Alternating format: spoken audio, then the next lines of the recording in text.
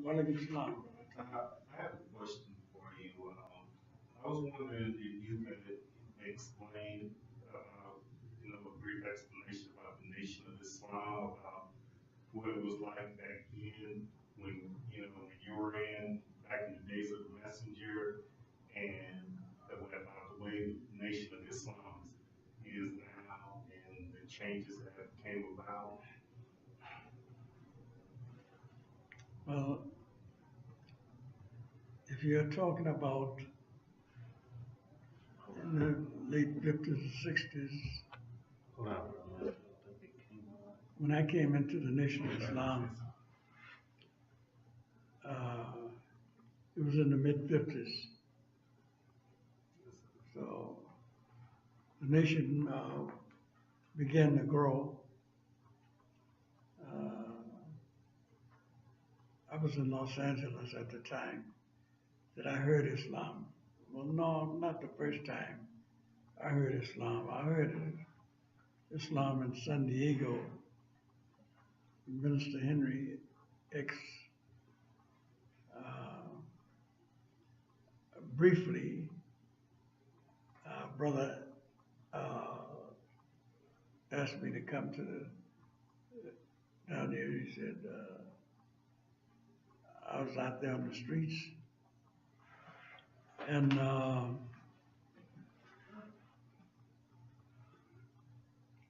so I went with him to the temple, and so there was quite a few people there. And I didn't stay long because I was out there on the streets looking for a place where we could hang out, more or less. And so down the streets, a few blocks, was a nightclub and I was into dancing and all that at the time. So I left and went on to the nightclub. But it didn't dawn on me that really what it was all about at that time. So it was about 3 years later that I got involved with brothers. Our brother out of New York came to Los Angeles, and a friend of mine, we picked him up and went to the boxing match that he was a manager of a brother, Tony Anthony. And this brother was a knockout brother. So we went to the fight that night at the Olympic Auditorium. He was fighting for the championship. And the brother that was fighting, he wasn't a brother, he was a Chicano, a Mexican, and he was a champion named Chico Villa. So he knocked him out, I think in the second round. And I, after the fight, we were in the car going to the reception, and I asked the brother, I said, as Tony Anthony knocked all his opponents out in less than 4 rounds. And he said, well, he was a street fighter. And so I told him I was going to teach him how to make money without going out there in the streets fighting for nothing. And I told the brother, I said, now, one of the things you need to learn is most of your opponents are going to be white. And he said, you have to learn the nature of the white man and the black man. And he said, you have to learn that you have to take, when you get in the ring, take out 400 years of his treatment of black people.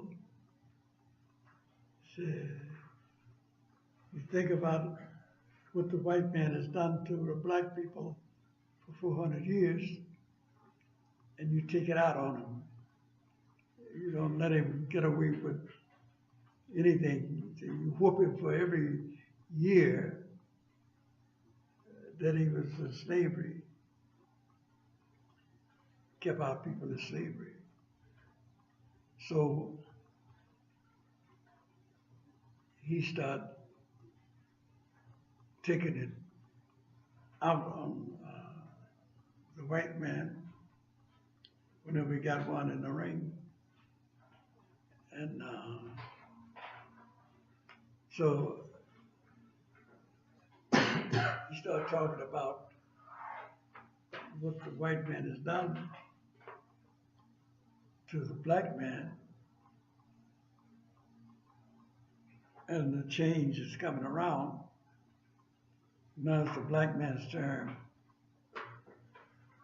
So we were driving, I was just talking, so I asked him, I said, well, how do you, he was talking about black man as taught by the Honorable Basir Muhammad. So I asked him, I said, well, how do you know all this? And so he said, be quiet, you'll learn something.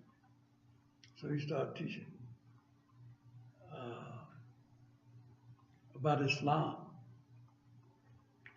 Now the black men had been deceived over 40 years, and boom, boom, boom. And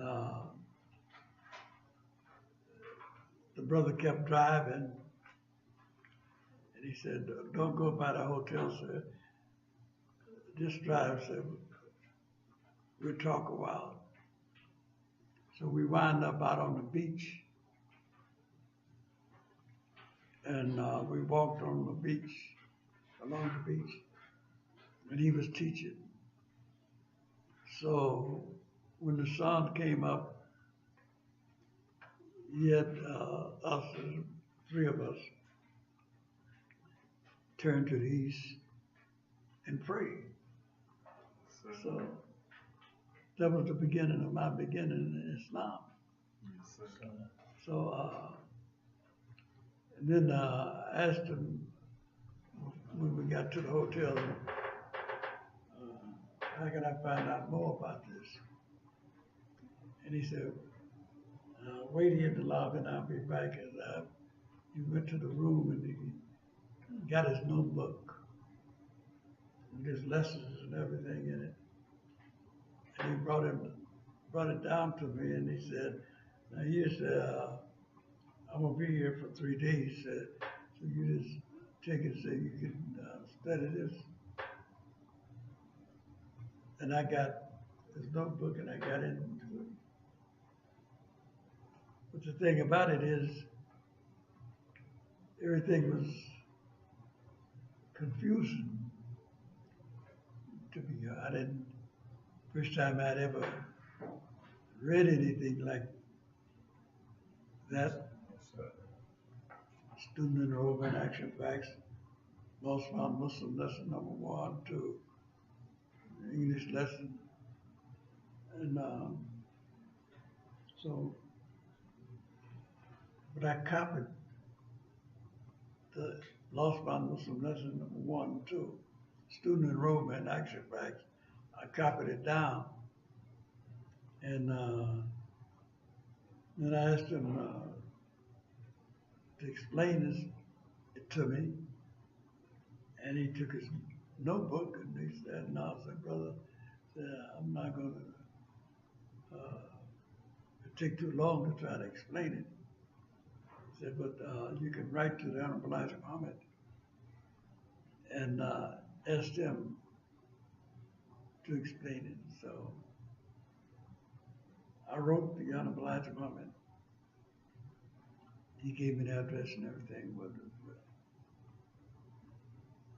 And when I wrote the Honorable Elijah Muhammad and sent him special delivered in about 3 or 4 days, I got an answer back from the Honorable Elijah Muhammad. Yes. And he said, send me what you have from the brother. And if it's right, say, I'll give you some more. He said, but I want you to get started off right. So send it to me. And I sent him what I copied down. And about a week later, I got a letter from the messenger. And he was telling me, he said, yes, brother, said, what you have is right. He said, but I want to get you started right. And so I'm going to give you a lesson. And he sent me Lost Found Muslim number 1, question number 1. So he said, he sent me the answer. And so I didn't know what the answer was. So I studied. I went to the library, who was the original man out looking for the answer. And I wrote him back and told him that I couldn't find the answer. So he sent me the answer. And from then on up, I was getting lessons one at a time. I didn't get lessons like a lot of Muslims are getting today. Yes, sir. I didn't get the whole student enrollment, action fact, and all that. Just got a one question and one answer. So, but anyway, at that time I started teaching on the streets, nightclubs, in the hotel where Brother Steve, a lot of entertainers come through, and a black hotel on the top of the line in Los Angeles. And so I would sit in the lobby, and the owner of the hotel, he was a Mason. And he liked the way I was explaining Islam and breaking down Masonry. So a lot of people didn't like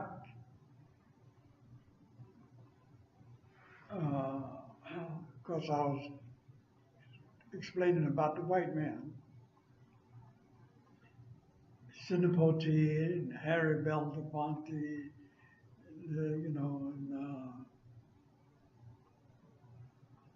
the entertainers, most of the top entertainers, the Midnighters,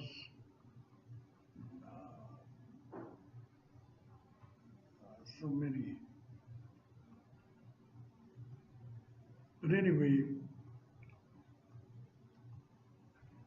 another brother there, we rented a place and started a temple in Los Angeles. And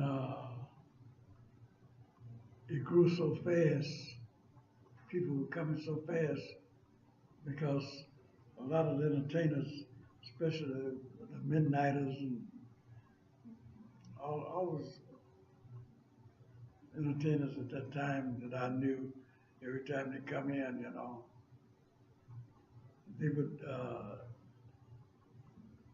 after meetings, at the dance hall, where they were lecturing, I mean, where they were singing, entertaining, they would tell them that they were coming, you know, people want to see me and get my autograph, you know, you can come up to where they teaching Islam. But anyway, that's where it grew so fast. So the messenger sent Malcolm out. And when he came out, he wanted Malcolm to teach us how to set up the temple properly because we didn't have no instruction. We were just, you know. So Malcolm brought with him 4 or 5 brothers, Lewis, Adam D., Bernard Kushmir, and a couple of more to help us get set up right. This was in 1957. So that's when I first met Malcolm. And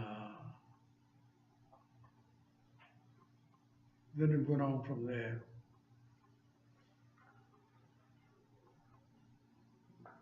The story goes on and on. There's so much to tell. Yes, sir. In a short time to tell it. Yes, sir. Yes, sir. But anyway, the temple grew. The messenger was sick at the time. He had attracted bronchitis at Savior's Day, and he didn't. And he had spoke. Islam takes away a lot from you when you teach, and you're teaching hard. Yes, You got a lot of people, and so he was sweating, and his clothes were just wet with sweat. So when he got home, he went to his room, and he laid down and he opened a window. And this was in February. Snow was on the ground, everything was freezing weather. And he fell asleep. And his clothes froze on him. So when they woke him up, he was, you know, his clothes had frozen. So from that, he got bronchitis. And he got bronchitis. the doctor told him he needed a warm climate, and the messenger chose Phoenix. And so he came to Los Angeles to speak. And he asked me, the ministers that was there from all over California, that he need to set up a temple in Phoenix, and wanted to know who would go down there and set it up. Well, nobody wanted to go.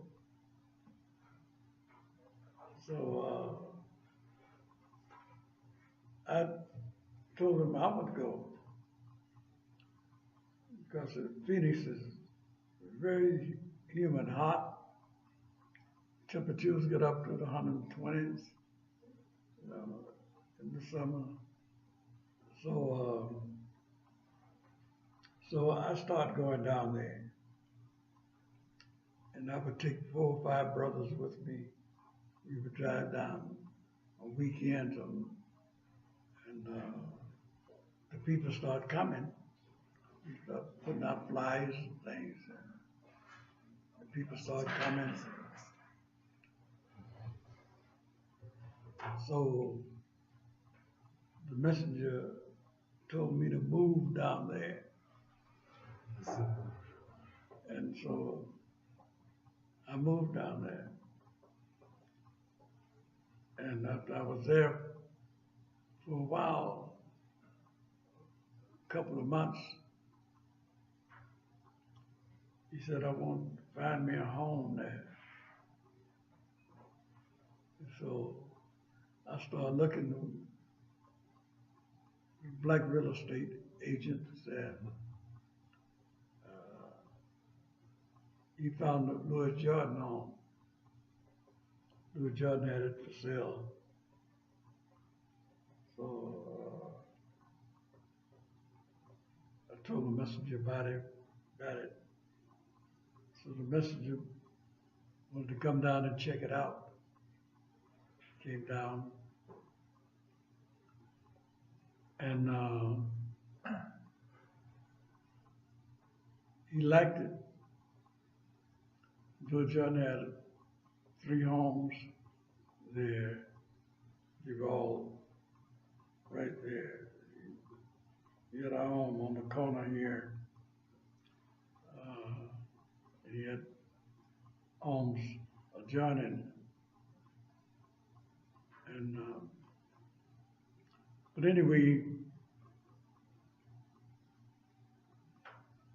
I made a deal with the real estate agent. He wanted $35,000 for the home. And so I got on the phone and I called the messenger and said, well, brother, I'm gonna make him an offer. And he told me, he said, you go back and tell him that I'll send him a cashier's check for $25,000. And so the real estate agent, he accepted and got that home. And then he bought these other 2 homes there. And he came down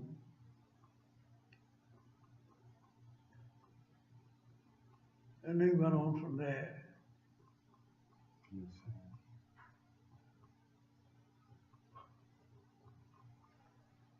So the way it is was being back in the days of the messenger and the things that's going on with the Nation of Islam now, I mean, what is it really going to take to get things back in order with the Nation of Islam? We said what? I said the way that things were, with the Nation of Islam back then, and the way things are now, what what will it take to get things back in order with the Nation of Islam? Well, the things will never get back like it were. People are in a different state of mind and condition now. People were hurting back there then. They didn't have money like the people have today. They didn't have good jobs like they have today. And people were looking for change then. But today they become more integrated. Yes, sir. Their minds are set in a way where they're not looking for change. The white man is playing tricks on them, and he's the greatest tricker in the world. Yes, sir. So people are listening to him. Integration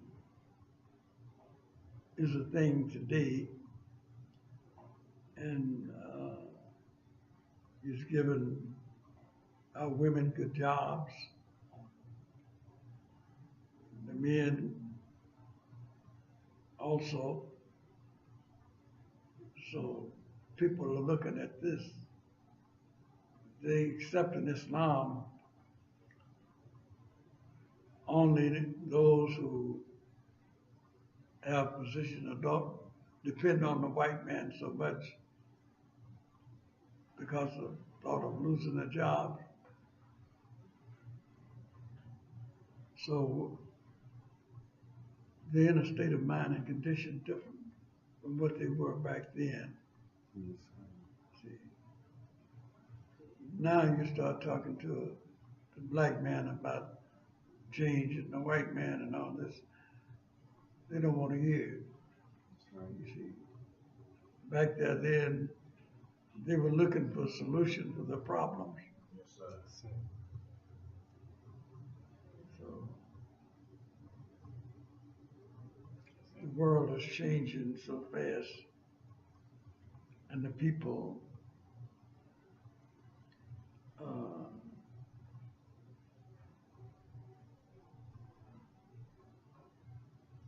they are living in a world where they don't realize what the future holds for them. Yes, sir. They see all these things going on right before their eyes, killing and everything. They act as if there's nothing happened. For a few days, they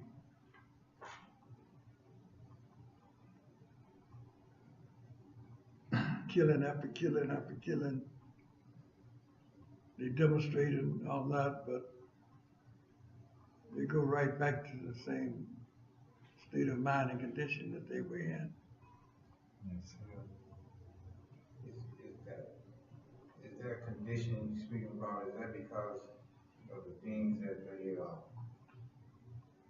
that we watch on TV and the movies, we used to see in violence, so when it happened in real life, we outcry and go right back to our lives? Yes, sir, those are kind of changes, but no matter what happens in this day and time, it's not enough to make the black man decide that he want a complete change, as the Honorable Elijah Muhammad has taught us.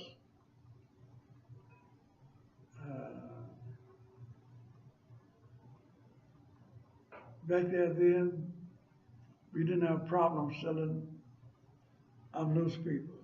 Yes, sir. Now we have problems. They don't want it. You know, they're not quick to sell. Even little children will buy the paper. Because back there then, the paper was only 10 cents and then it went on up. But that was a lot of money then. So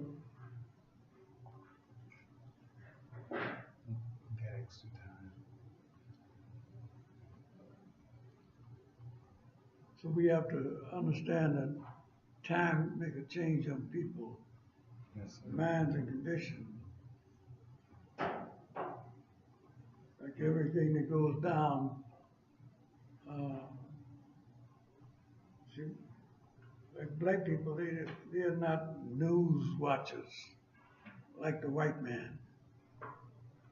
The white man knows everything that goes on at all times. See, it's like black people right now, they don't watch the news. They're watching everything else but news. Like all these black people that were killed in this fire in London. See, Muslims. See, so that's the white man's way of retaliating for the Muslims killing all those white people in London. See, mowing them down in their trucks and things. See, now this high-rise apartment building where there's 80, I think they said 80-something missing, and about 40 is already declared dead. Yes, sir. You know, you see, black people don't even know what's going on. You see, a high-rise apartment like that with only mostly black people, Muslims in it. These are Muslims. Well, it was Muslims that killed all these white people in the trucks there in London, on London Bridge and all that. See, that was Muslims that killed all those people. Now you got an apartment building, you know, high rise, and you got 40 declared dead, 88 something missing. And so for black people, they don't, what's that? It don't affect them, they say. But it should affect them. See, because a war is going on and they don't realize they're in it. See, but it's time the black man wake up and take notice. What the Honorable Elijah Muhammad has been teaching us for all these years. And when you read the books, Listen to the Black Man, The Fall of America, and see all these things happening. When you read all the Quran and the Bible, everything is right there, and the Holy Quran states that these things would happen, that you see happening today. But our people, they don't know what to do. They sit,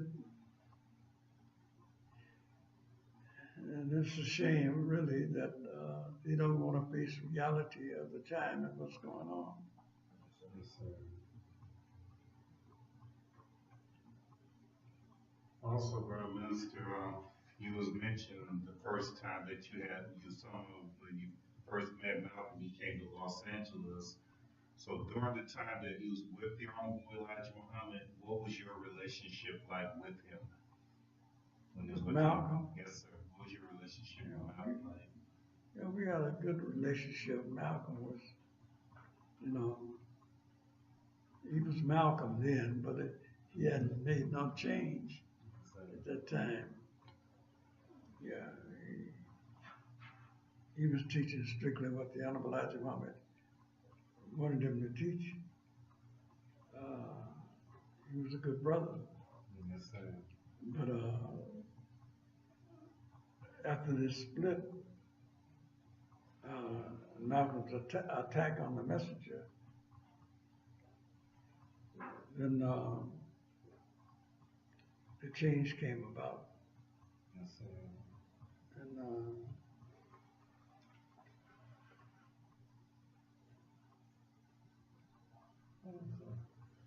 So, what about the first time you ever met Minister Farrakhan?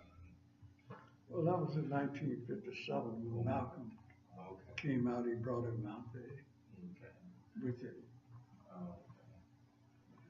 And back then, what was your relationship with Minister Farrakhan like? Well, he was just, Back in the day. yeah, he was just another minister, you know. We were ministers, you know.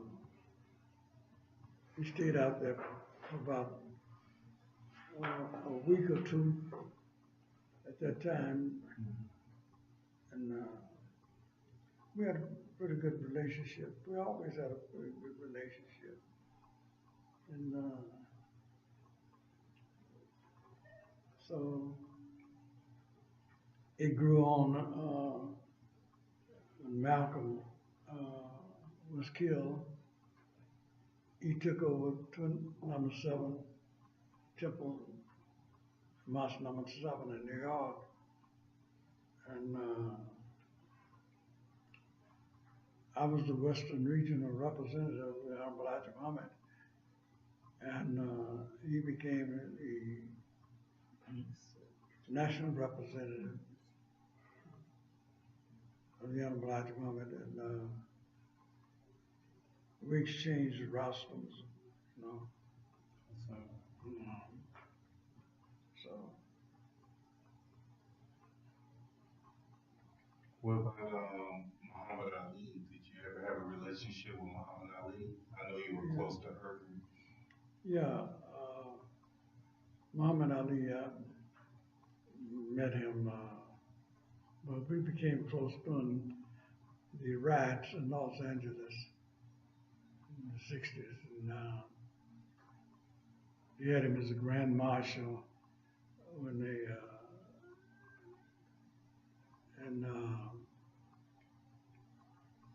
so I drove him around when he came out there. After they'd taken his crown from him, you know, and the messenger made him a minister. You know, he came to Los Angeles several times. And, I would escort him around. So,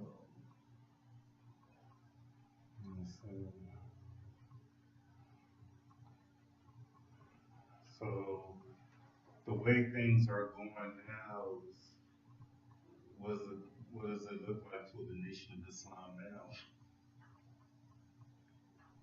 well, it's like when I talked to John Ali, he realized that the things would never be the same anymore. Yes, sir. And he's talking about all the Muslims out in Chicago and the change that they have made, you know. There's no real support of the Honorable Elijah Muhammad there. People don't speak of the Honorable Elijah Muhammad like they once did, and the believers don't support the temple. They follow Farrakhan, but their hearts and their minds are not on the messenger like it was when he was alive. Yes, sir. And you got so many spooky believers there today that think the messenger's alive, you know, up there on the mother plane somewhere. Yes, sir. So, in the time of the messenger, the teachings was, as you said, was right for the people, so they flocked to the teachings. So in this time, as you said, people are different. how do we have to bring the teachings to them to get them to flock to it like they did back in the 60s, the 50s? Well, we had unity then. Brothers support brothers. You know, now you don't have that unity, the support that you once had. Why don't you sit over here, brother?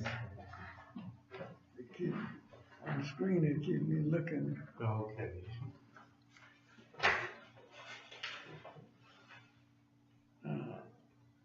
But anyway, the support we had then for one another, that support is gone. We used to get a lost found if you come to the temple. We would put brothers on him, and he would never be left alone. Brothers would invite him to coffee, go to the coffee shops. You know, sometimes we would sit up all night, you know, just talking Islam, you know. But now, you come to the temple, you're there for a couple of hours, and you're gone. You don't see it no more till the next Sunday. See, and unity is not there. See, believers, but we were always on the phone with one another, going with one another, out selling papers together. It don't happen anymore. You see. So are this generation of Muslims, are we lazy Muslims? it's not that it's lazy.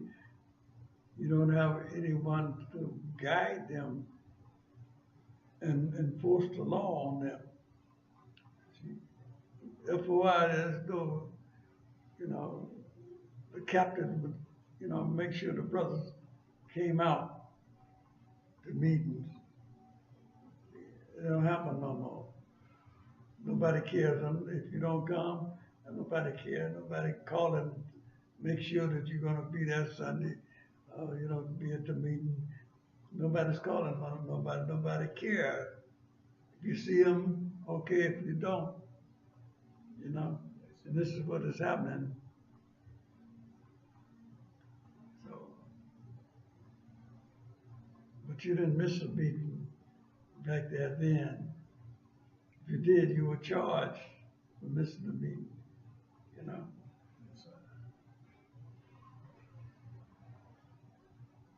So,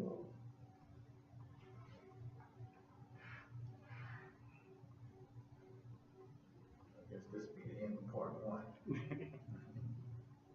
Yes, sir.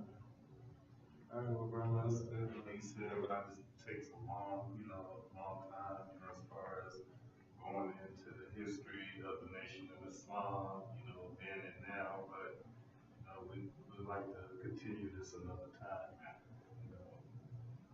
be the will of Allah. yes, sir.